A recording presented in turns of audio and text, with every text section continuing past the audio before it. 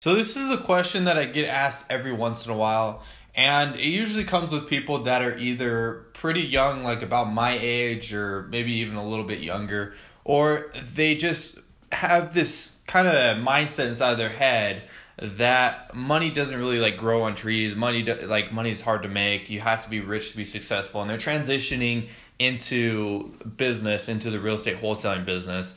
And I get asked, like, hey, Devin, how do I get taken seriously inside the house? How do they not, like, laugh in my face when I say that I want to buy their property?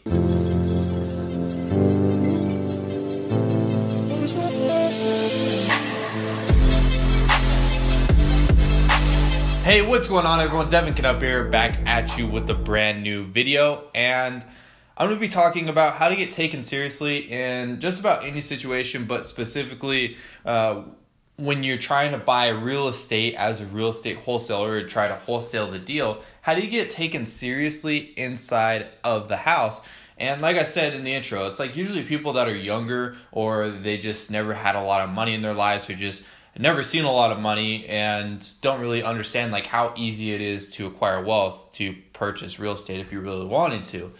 And the thing is that mindset is kind of everywhere, and I want to say it's almost like a plague in a sense, but the thing is that really at the end of the day, you can get money to buy a house as long as it's a good deal, really anywhere. If you didn't want to do real estate wholesaling, you could easily go out there and still like find a deal and be able to find someone that's willing to help fund the deal for you because you've found the deal. So you like partner up on the deal instead of wholesaling it. I really don't recommend going that route, but if you really, really want to, you can find a business partner, help them find deals and split the profits 50-50 if you worked it out pretty well. And just be like, hey, I'm going to make sure you get the deals, and I'm going to put in all the work to go out there and find a deal. And if you strike up the right conversation, you could honestly go out there and find someone that has millions of dollars that's willing to invest all the money into the property, and then you make 50% of whatever they make. And that could mean that you're doing fix and flip, you're getting all the, like, you're finding the property, you're finding all the different contractors to get everything fixed inside of this house,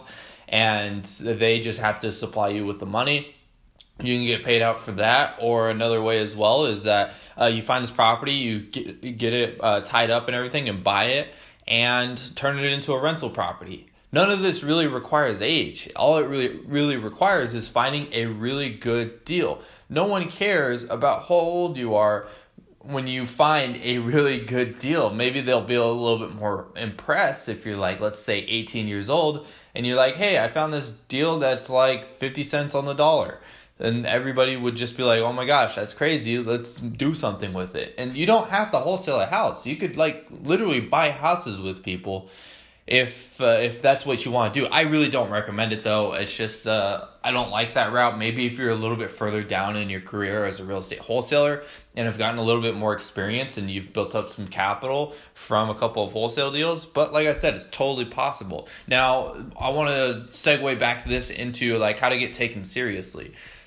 Knowing that information that really anybody can do it, it's kind of like, why can I not buy your house if I'm inside of it? Yeah, maybe my pockets are empty. I'm pretty young, but to be honest with you guys, I never get asked that. Like, I never have that as like, I never not get taken seriously inside of a house with anything to do with my age or anything like that. The only time I really don't get taken serious sometimes is when I give them an offer that's pretty low because they won't tell me what they want it for, and I'm just kind of giving them the cold hard truth of what I need to be around to pick up this property. It's never a matter of, man, you look like you're 18 and I don't think you should get in, like, I don't think you should be buying houses or anything.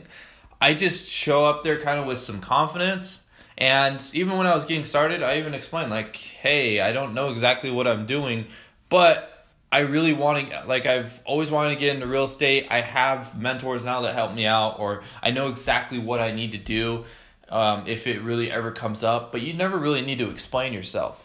You just kind of go in there and just have this mindset of helping people out and just having the understanding of, I don't know everything that's going on. I don't know every single little bits and pieces of all this big, huge puzzle to close a real estate wholesale deal. But what I do know is I will put in my best effort. I will try to help out this seller, and I will just go out there and take action, and I'm okay with having failures. And one of the biggest things that I've like really come to learn is once you kind of take this approach of just like going with just understanding that it's okay if you make a mistake and failure is okay.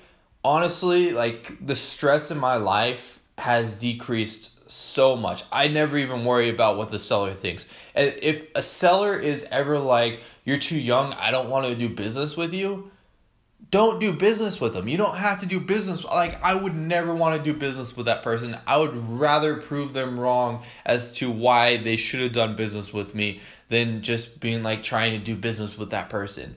It's never going to work out. If someone ever doesn't show up to an appointment or a meeting, don't do business with them. If someone ever says like something that like just goes against your moral compass, let's say they say like racist stuff, or they're being negative towards you as a person, you don't have to do business with people. You don't have to do deals with these people. And the ones that are really going to be concerned with how old you are getting into the business, you don't need to do business with them.